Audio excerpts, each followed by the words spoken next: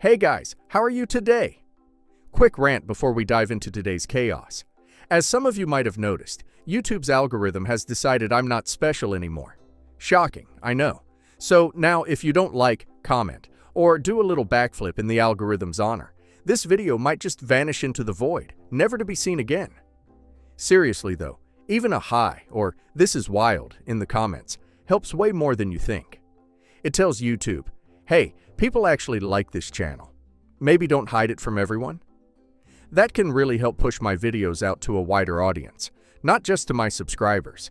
So if you enjoy these stories and want to support the channel, that's the best way to do it.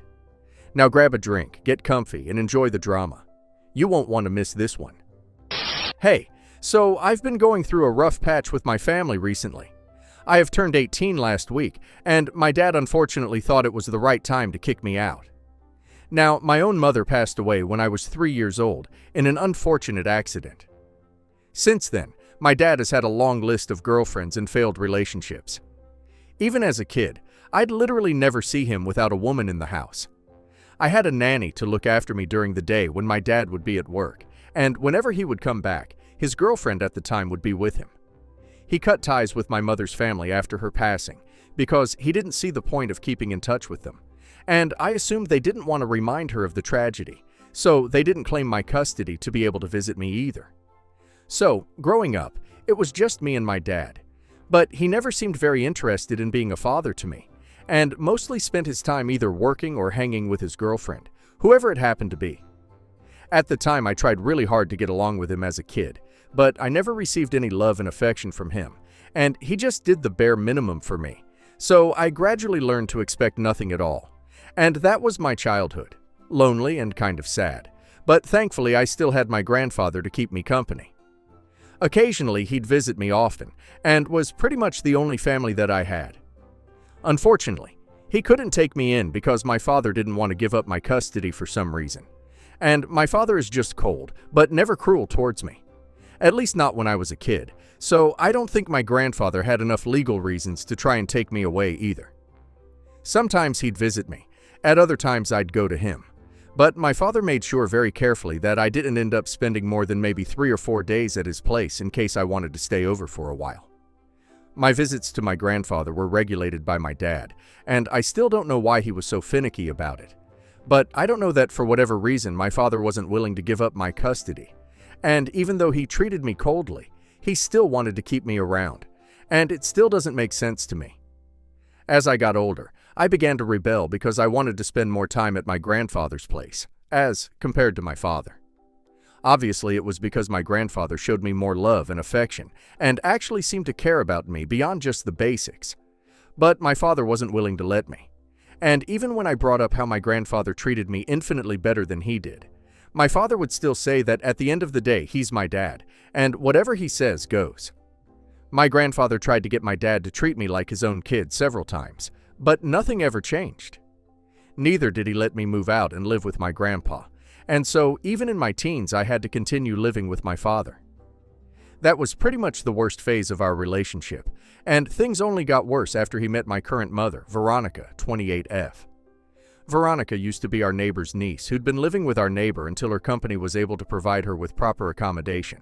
But then she and my dad started going out, and they got married about a year ago after almost 8 months of dating. My dad seemed to dislike having me around, but never did anything about it until Veronica came around. And then the both of them turned pretty vicious towards me. Veronica had it in for me ever since the first day, and I had no idea why. It's not like I'd done anything to her, and in fact I always tried to be very nice to her, but she hated my guts. I guess it had something to do with the fact that I was my dad's son from his previous marriage, and she couldn't stand the fact that I was still around because, that was just a reminder that my dad had been married before or something. But that's just my theory of why she hated me so much. Maybe she just didn't need a reason to hate me, and that's the kind of person that she was. I don't know. The bottom line was that she hated me, period, and my life got a lot worse after she started dating my father. She'd make it a point to be as horrible to me as she possibly could whenever we were in the same room. She practically treated me like a housekeeper or something, and would make me do all the chores. Even though we had a maid, and my dad never said a word against it. I felt like Cinderella in my own house once she moved in. And not only that, but she also made my dad stop giving me money for whenever I wanted to go out with my friends and stuff, which had never been an issue before. She convinced him that I was old enough to get a part-time job and learn how to make my own money, so there was no need for my father to spoil me. And I had to get a job after that so I'd be able to go out with people and actually pay for stuff, which was a much easier alternative than begging my dad to treat me like a human being. It was horrible because Veronica seemed bent on making my life a nightmare at my father's house. And I couldn't wait for the day that I could finally go away to college and move the heck out of this place. I did tell my grandfather about the way that I was being treated at my father's place after Veronica moved in, and he told me that he'd talk to my father about it and do something, but things never changed. And so after a while I just gave up hope that maybe my grandfather would be able to make things better for me. Because if it hadn't happened so far, then I didn't think it was going to happen in the future either. I would vent to him, and he'd listen to me patiently. But that's all that happened, and things never changed. After a while, I just accepted that I'd just have to deal with my dad and Veronica until I was able to afford to move out of this place. Then, about a week ago on my birthday, I was planning on going out with my friends and celebrating my 18th by buying a couple of beers and having a fun night. I'd been saving up money for a while so I could splurge, but then my dad and Veronica decided that they had terrible news to give me just so they could ruin my birthday. On the morning of my birthday, they told me that they had something very important to discuss with me, and I almost thought that this was going to be something good, and they'd somehow actually remember that it was my birthday. For a second, I even considered that maybe they were going to offer to pay for college, but instead they told me that I needed to leave the house and find another place for me to stay. They told me that they were evicting me since Veronica had found out a couple of weeks ago that she was pregnant, and they wanted to use my room as a nursery for the new baby. My dad told me that they had come to this conclusion after a lot of thought, and they would rather that I did not beg or act all pathetic, so they'd reconsider, because that would just ruin their happy mojo. Veronica told me that since I was an adult now, I needed to look out for myself, and this could be the start of something great. She tried her best to sound concerned and hopeful, but all I heard was a conniving snake trying to get me kicked out of my house. I tried to tone down the panic that I was feeling and decided to be rational with them because I knew that crying, kicking, and screaming weren't going to get me anywhere with these people because they had no sympathy for me. So I told them that legally they couldn't evict me without notice and that they needed to wait for a couple of months until I was able to find a place for myself. I honestly had no idea what I was talking about, but I'm pretty sure that a law like that exists. My dad didn't fall for it though, and told me that he had everything worked out with his lawyer already, and he highly doubted that I had enough money or resources to come after them legally anyway, which he was right about. I didn't have either of those, so I suggested that I could pay rent for as long as I would live with them. And Veronica shot that down instantly by telling me that rent was not the problem and that she just didn't want unnecessary people to deal with when she was pregnant. So I needed to vacate the house anyway, just so she could have a peaceful pregnancy. I was grasping for straws. But I still made a last attempt and asked my dad if it'd be okay if I moved to the basement or something because I was pretty desperate, and my dad still said no. He worked in a bank and made a decent income, so much so that Veronica had actually quit her job to be a stay-at-home wife. So I knew that money was not the problem. After some bickering, I realized that I couldn't change their mind, and they wanted me out at any cost.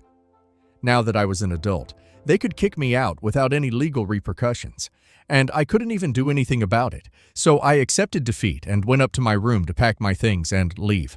I had no idea if my grandfather would be able to take me in or not. One of the major reasons that I hadn't moved in with him against my dad's orders was because he wasn't very financially stable. He'd been a high school science teacher but was now retired. He'd had an unfortunate gambling addiction when my dad was in his 20s, which really messed up his savings, and he relied on my father heavily.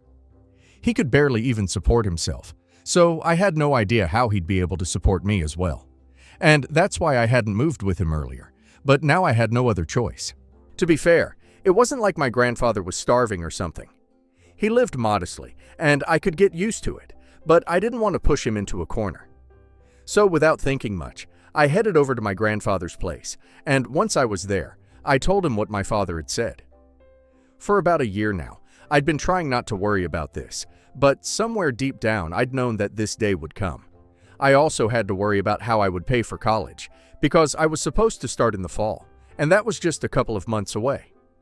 Thinking about all of that just made me overwhelmed, and so I started crying, and that's when my grandfather told me that he'd had enough, and he'd seen enough, so it was time to do what he should have done several years ago. I didn't understand what was going on, and neither did he tell me, but he went into another room to make a phone call. I tried to listen, but I could barely hear anything, so I gave up trying. After almost an hour and a half, my grandfather finally came out of that room and told me that I had nothing to worry about anymore, and that I could live with him now, and I wouldn't have to worry about college either. I tried to ask him what was going on, but he told me that it was none of my business right now, and he sounded really upset, so I didn't push it further. And then he told me to go enjoy my day with my friends like I'd planned, because my 18th birthday was not a day for me to sit at home and mope. Besides, now that things were all right, I had nothing to worry about, so I could go out and enjoy myself. So I decided that was going to make the most of my day. Now that my problem seemed to be solved, and went out with my friends, I kept my phone on silent for the evening in case my dad called and had something to say. I didn't want to let him ruin my evening like he'd ruined the rest of my day. I didn't find out about his texts and calls until I got back to my grandfather's place, which wasn't until almost 10 at night. I don't know what got into him, but it appeared to me that he had suddenly developed a conscience somehow and was begging me to come back. I didn't reply to him immediately, but waited until the next morning to say that I won't be coming back. I didn't hold back and told him the reason that I wasn't coming back was because he'd never treated me well. And now that I finally had a chance to be happy, I wasn't going to give that up. Also, because Veronica was even worse than him, and I couldn't bear the thought of going back to living with him again. He controlled me for a long time, but now that I was an adult, I could choose where I wanted to live. And he had no right to tell me to come back. Especially not after how he and his wife had kicked me out just the day before. I'd only been worried because of my grandfather. But now that he was okay with me living with him, I wasn't going to go back to my dad under any circumstances. After I sent those texts, I just received one long text back from my father, and it was a pretty sad one too. He told me that he thought about things in private and came across an old photo album of me in his office, which just reminded him of all the promises that he'd made to my mother, and it felt like he was letting her down right now by putting Veronica and a new baby over me. So he wanted me to give him one last chance and actually be a better father this time around, because the news of the new pregnancy had just spooked him a little bit, which is why he'd done whatever Veronica asked of him without a second thought. But now he realized that he shouldn't have kicked me out and wanted me to come back desperately. I didn't reply of that text because I knew that he was trying to manipulate me, but I just didn't understand what he was going to gain from this, and I still don't get it. It's been a week and he's been texting me every day, constantly reminding me of a couple of good times from my childhood, and telling me how sorry he is for how he treated me. Initially, I thought that he was trying to manipulate me, but now I just don't know anymore. I tried to talk to my grandfather about it, but he just told me not to fall for his ACT and seemed very put off by his son's behavior. I feel kind of sorry for my dad, because now he's finally trying to be nice to me, but I don't want to go back anymore, and I feel like a jerk for some reason. The rational part of my brain knows that this is what's right for me, but a part of me just wants to go back and see what can be, and if my dad will actually change or not. I don't know why, but he's trying to be a good father and make me come back, even though he knows Veronica won't like it. But he's willing to put up with her outbursts too, just to get me back. And I feel like I owe him a second chance. Yesterday, he texted me and said that he was willing to even beg on his knees for me to come back, if that's what it was going to take. And I felt sorry, but I still didn't feel sure enough to reply. And it's making me feel guilty. So, am I an a-hole for not wanting to go back to my father's house, even though he's begging me to return? OP's dad and Veronica are absolutely vile.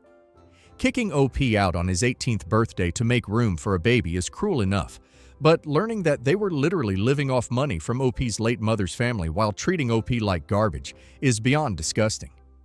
OP didn't owe his dad forgiveness before, and he sure doesn't now. He wasn't apologizing because he suddenly grew a conscience. He was panicking because he lost his free ride. OP handled this entire situation with more maturity and grace than either of them deserve. I'm glad OP has his grandfather, and that OP's mom's family finally stepped up. And now let's hear community's opinion. The audacity of your father blows my mind. He neglects you your entire life, lets his new wife treat you like a servant, and then throws you out like trash on your birthday. The minute he realizes the money stopped flowing, he suddenly remembers his promises to your mother. Please, that's manipulation at its finest. You owe him nothing. Stay with your grandfather and build your future with the people who actually care about you. You've already shown more strength than most people twice your age. It's heartbreaking how often stories like this happen. A parent remarries. The new partner can't stand the child, and the parent chooses the path of least resistance. What's worse is how your dad prioritized money over his own son's well-being for years. But I'm proud of you for not letting him guilt-trip you into going back. You saw through the manipulation and chose peace and self-respect instead. Meeting your mom's family was such a wholesome ending. They sound like genuinely kind people who wanted to protect you from pain, even if their way of doing it was flawed. You did exactly what you needed to do. Cut off the manipulation at its source. Your dad and Veronica deserve each other. They've built their relationship on lies, selfishness, and greed. It's poetic that his plan backfired the moment your grandfather exposed the truth. He didn't want a son. He wanted an ATM connection. I'm so happy you finally met your mother's family. You're reconnecting with the part of your life that was stolen from you. Let your father sit in the mess he created. You're free now, and that's the best revenge you could ever have. Update 1. So, I'm not going back to my dad's house, and I don't think he meant any of what he said. I just discovered that the reason my dad's been begging me to come back has nothing to do with me, but more to do with his lifestyle and maintaining it. If you catch my drift, I sat my grandfather down and told him all about how my dad was begging me to come back, and I still didn't want to go, and it was just making me feel like a horrible human being, and I was feeling very guilty about it. I tried to talk to him about this before, but he just told me not to fall for it, and left it at that. This time, I felt like I needed to get all of this out of my system, even if he wasn't any help. After hearing me out, my grandfather got really serious and told me that he wasn't allowed to talk to me about this, but he felt like it was finally time that I knew. And then he told me that ever since I was a kid, my dad didn't have to pay for anything to do with me, and that it was all my mother's family contributing and funding my upbringing. And now that I'd been kicked out of my father's house, my grandfather had spoken to my mom's family and told them about how I was being treated, which is why they decided that I must now live with my grandfather. They were pretty pissed off at him as well for allowing this to go on for so many years and never saying a word about it. But now they insisted that I live with my grandfather. My dad didn't know about any of this, and found out only a couple of days ago after he kicked me out, and my grandfather told him about this. My grandfather was the bridge between my mother's family and my dad, and had been passing the money to him, which my mother's family would send. My dad always assumed that it was my grandfather funding everything, and my grandfather never corrected him, because he knew that my dad didn't like my mother's side and wouldn't take money from them, which would in turn affect me, because my dad was never willing to spend money on me. So he kept it secret and pretended like he was giving my dad money to bring me up, and my mother's family was pretty rich, so it was like huge amounts of money, which is probably why I went to private school for so long, because my dad would never have wanted to spend money like that on me. But unfortunately, after my dad married Veronica, he started keeping those funds from me and forced me to get a job, just so I could afford even basic things like going out once in a while and buying new clothes and shoes that I desperately needed. Because I'd outgrown the previous ones. I mean, I know it's not exactly like he was depriving me of food or anything, but it still felt pretty bad. My grandfather still didn't tell my mother's side anything because he was afraid of the consequences and didn't know what they would have to say about this, so he just kept it all quiet. But once I got kicked out, he realized that he had to speak up for my sake and finally told them the truth. I was mad at my grandfather for never telling me about any of this, but then he told me that he had no option because my mother's family wanted this to be a secret. Apparently, they didn't want me to know that they were the ones paying for everything because then I'd probably want to meet them, and they didn't want to meet me. Not because they didn't like me, but only because they said that I looked too much like my mother, and they just couldn't bring themselves to do it. So it was more of an emotional reason than a practical one that stopped my grandfather from telling me anything. I was a little mad at him for never stepping up and telling them how my father and Veronica were treating me as well.